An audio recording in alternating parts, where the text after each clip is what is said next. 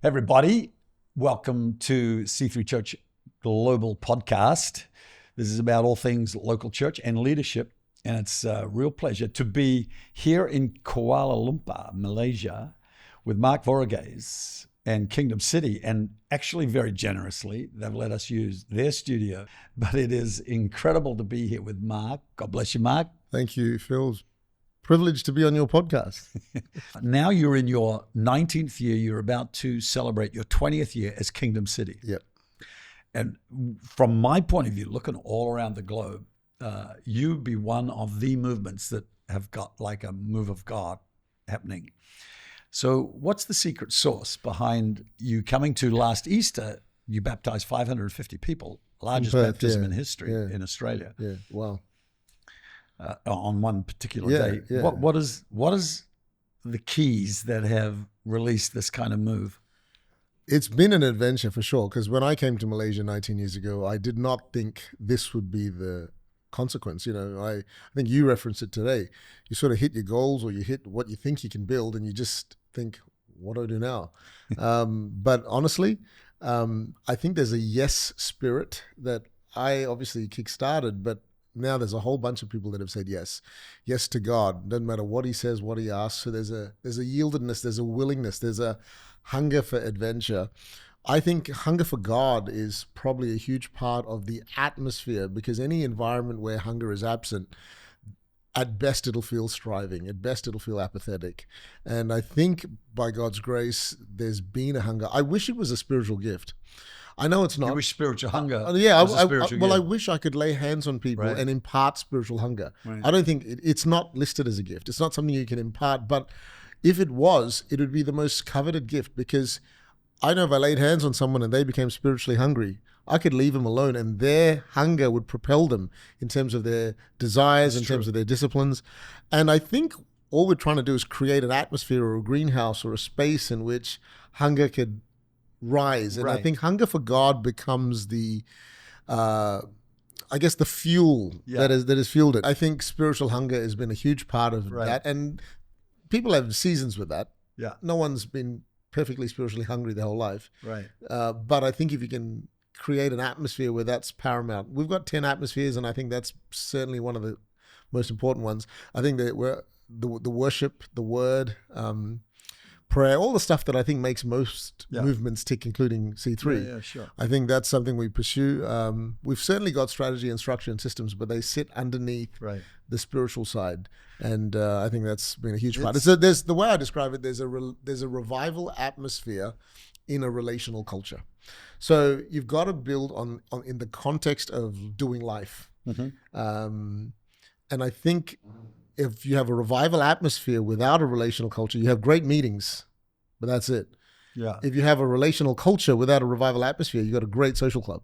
Right. But if you can have a revival atmosphere within the context of doing life and having fun and keep enjoy I think that you're on your way. Heaven. Yeah.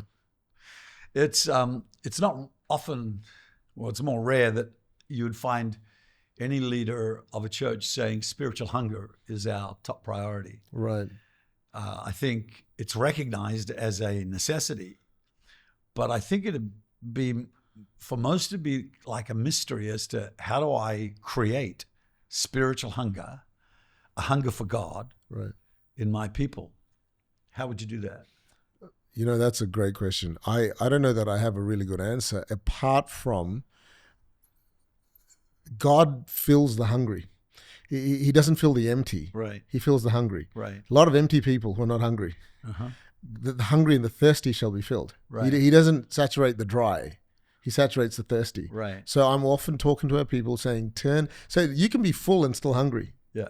You can be saturated and still thirsty. So the whole idea of hunger and thirst for me as a spiritual appetite is something that I maybe that's just who I am too. I like, honestly, there are moments where I'm like, God, I just want you. Like, I trade this whole thing in for you. You're talking about the Lord. Talking to God. Yeah. And I think people, spiritual hunger, you can come either through life dealing you a whole bunch of blows and you turn to God. Yeah.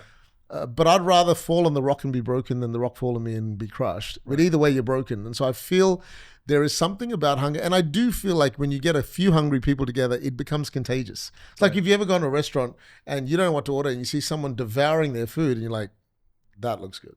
Because hunger begets hunger, I think, to some degree. Yeah. Just when you have a fanatical worshiper, and I'm not talking style, I'm talking a genuine thirst and desire. Yeah. So, look, people express it differently. People have different language for it, maybe. But to me, once an atmosphere is void of appetite, void of hunger, it's a leader driving it, or a worship leader driving it, or a preacher driving it. Yeah, whereas a hungry person will cross over barriers to pick up a crumb. And I think when people are hungry, God's word is he fills that. Yeah. He'll bypass 1,000 full people to find one hungry one. Exactly. And so I think whether you're a small church, large church, or anything in between, if there's hunger present, God promises to fill it. Yeah. The weird thing about God stuff is that when you eat it, it makes you hungrier. That's right. So just to get people actually studying scripture, to do a Bible study, if we could stop looking at our devices and movies and books and just study, do a Bible study for half an hour, it whets your appetite. Absolutely. It doesn't satisfy you. It's like, I want to do this again. And I think prayer could be similar. That if people stop praying, they lose the appetite for prayer. But if you actually start praying and you feel the presence of God, you actually think, man, I want this. I want this. I want more of this. Well, this is where the kingdom is an upside down kingdom. In the natural, to get hungry, you don't eat. Right. But in the spiritual, you don't eat, you lose your appetite. Yes. And I think that's basically what you enunciated then. And I think that is where, if you can, the psalmist said, taste and see. Right. And it was to fuel an appetite, not to fill one. Right. And I think it fuels something in the average believer. And that's where answered prayer is so powerful. Encounters are so powerful. Testimonies are so powerful, because it sort of goes, if God can do it there, he can do it here. If he did it for him, he can do it for me. And there's an awakening of thirst that itself is a self-fulfilling magnet. Right. And I think all the stuff that flows out of it, of course, we need our systems and our structures. I'm massive on culture. I'm big on creating unity in the team, and I'm all of that stuff, leadership. I'm down with it, and I'm hungry for that too. Yeah. But I think you can have all of that and miss the appetite for God in itself. Right. Intimacy with God begets influence with man. Say that again. Intimacy with God is the trigger for the influence with man. So a lot of churches and leaders want influence with people. Yeah. But to me, you pursue intimacy with God, and you will have influence with man, because there is something about someone that they that know their God. Intimate knowing will be strong and do great exploits. So I just feel like it's been a personal pursuit of mine. Right. I would be lying to you if I told you that right throughout my entire life I was equally hungry, and I've only ever got hungry. So I've had my seasons like everyone else. Yes. But I think I returned to that point where I'm like, God, if I don't have you, what am I doing? Like, this is great, but So here's kind of a Calvinist question. Do you think that is a sovereignly planted desire by God, that hunger for him? Because it would seem like some people are just completely uninterested and disinterested. Or else do you think it is something that every person can cultivate? Well, that's a great question. I think I don't want to cop out, but I think it's both. I think obviously it is the Lord who draws. Right. Right. He first loved us. Mm-hmm. He's the one that draws us. Right. But I do think that he puts options in our heart and in our hand. Right. And the more you pursue him, as we talked earlier, the more your appetite grows. What you feed grows, what you starve dies. Right. And so I do think there's an appetite. And so part of it is, and I think life has a way of giving you those moments. Like sometimes some people turn to God in tragedy. Some people turn to God when they go through trial. Others get harder when they go through tragedy or trial. So there's clearly a sovereignty in there somewhere that I don't want to try and make it sound like we've done all the work and we're great because we're hungry. But I absolutely think that we're responsible for our own hunger to some degree. Yeah. You can fill yourself with stuff and then have no appetite. Right. And then you can call it the sovereignty of God that hasn't drawn you far enough. But I do think, and I've had seasons where I'm like, oh man, oh whatever, I can't, okay, look, just do my thing and whatever. Right. And the other seasons like, God, and you feel a drawing. So I do think there's a Yes. divine edge to that. Yeah. But creating a culture around that, it's like saying, is an encounter sovereign or a byproduct of your own pursuit? Right. Well, it's probably both. It's probably sovereign. But then the question is, what do you do to steward that encounter? Yeah. Moses kept his face shielded Yes. because I think he wanted the glory as long as he could off the Yes. mountain. Yes. And I think there's something about when you taste of the presence of God, when you taste of his reality, of his goodness, that it's then incumbent upon me and you. So there is a part we play to go, God, I want to fuel this. I want to steward this. I want to throw myself into that space. I want to seek and find. I want to ask and receive. I want to knock and let the door be opened. I think maybe you get motivated by, like you say, tragedy, trial, or sometimes, mostly it would be a positive encounter with the presence of God. And you say, Absolutely. I want more of this. Absolutely. And then in that time of being motivated is the best time, I would think, to set up disciplines Absolutely. in your life. Absolutely. That will keep you going when the motivation runs dry, and you just keep doing it.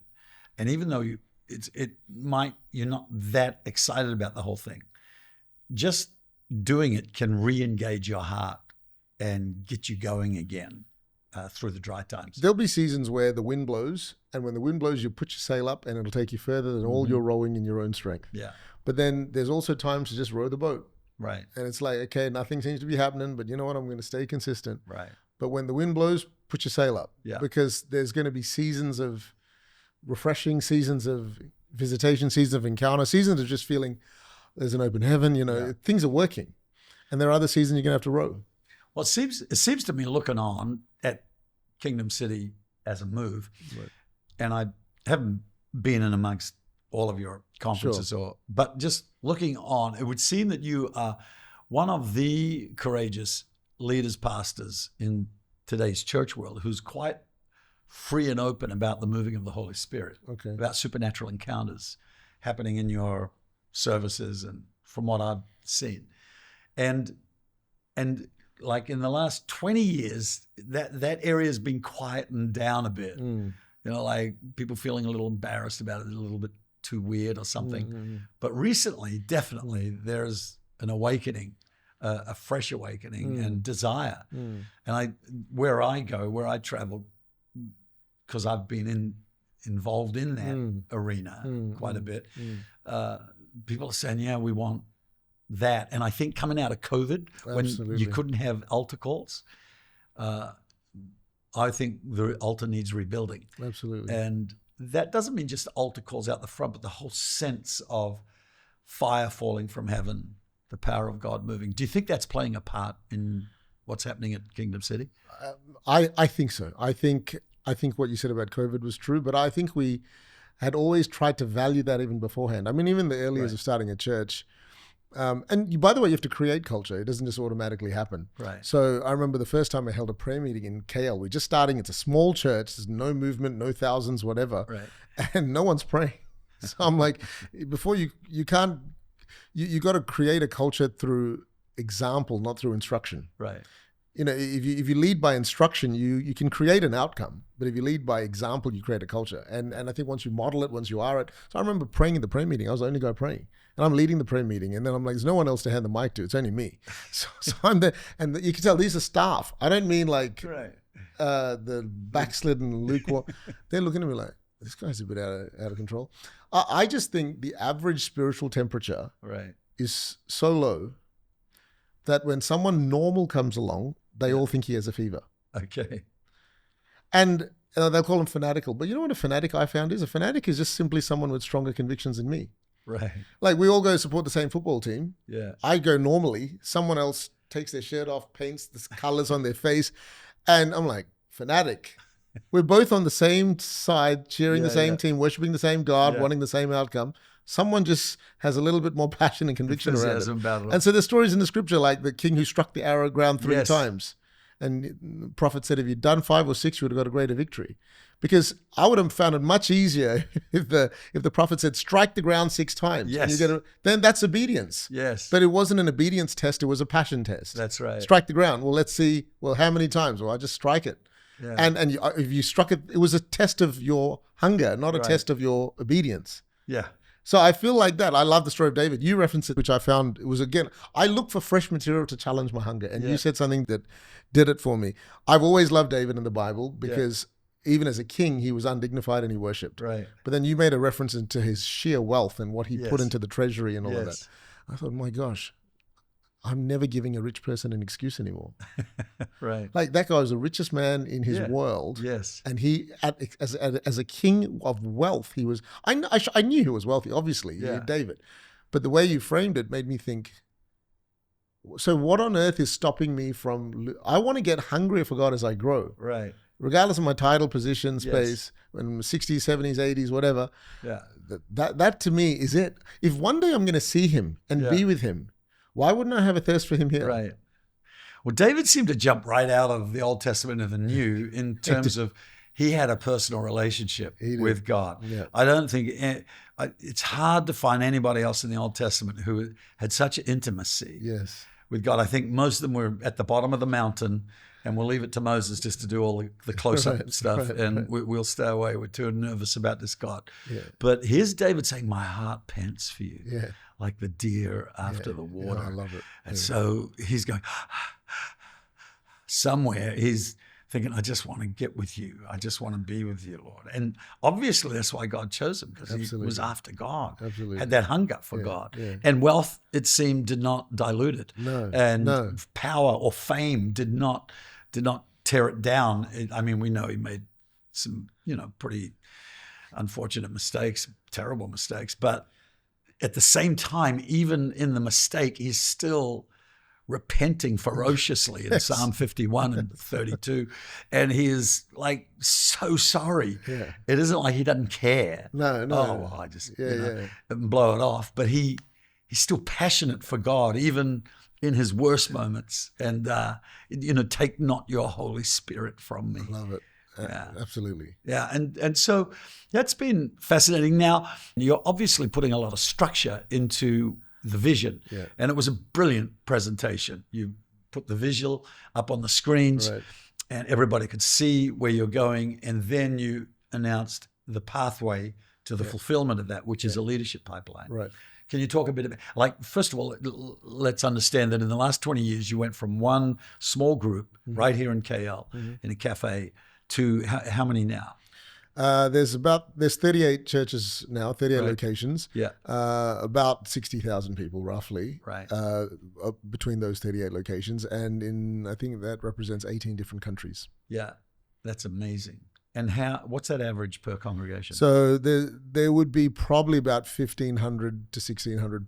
That's an average size if you just divide the numbers. Yeah. But we've got churches that have just started that are 120 Right. people, right through to the larger ones in the thousands, Yeah. 4, 5, 6, 7,000. Amazing. So I think there is a spectrum because, Right. it's like the oldest two churches are KL and Perth. Right.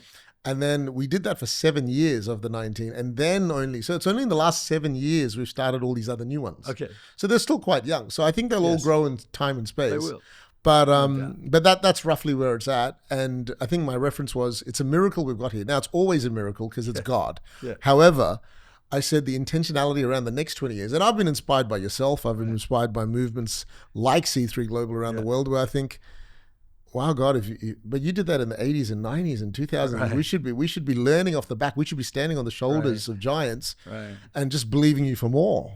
I mean, it's been done. Well, you are believing for more, and it's heartening to see.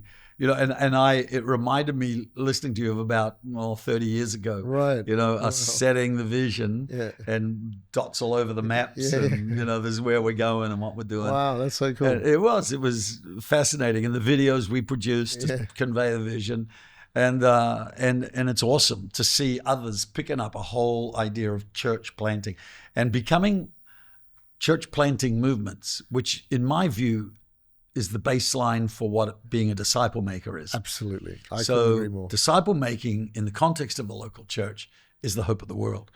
And to see you now strategizing for what, 1,000 churches, was it? Yeah, I think that's the minimum. Yeah. I mean, that's what we're believing for. I think we're cut from the same cloth in this regard.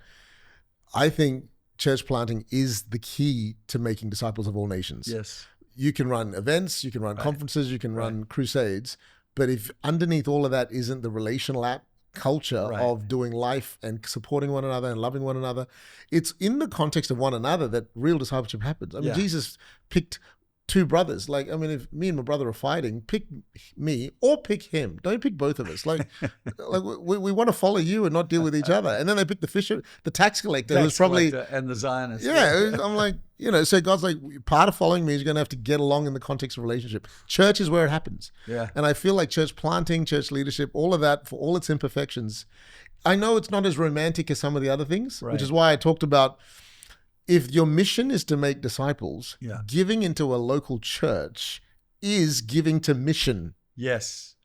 If your mission is to make disciples. Yes. Because it's not as rosy and as glamorous as some other. Yeah. And I'm not knocking any other cause. No. I just think this is the bread and butter. Jesus said, I'll build my church. He didn't say I'll build many other things. He said he'll build his church. And to partner with that, to me, sounds like a good idea. It is. That was a great point that you made.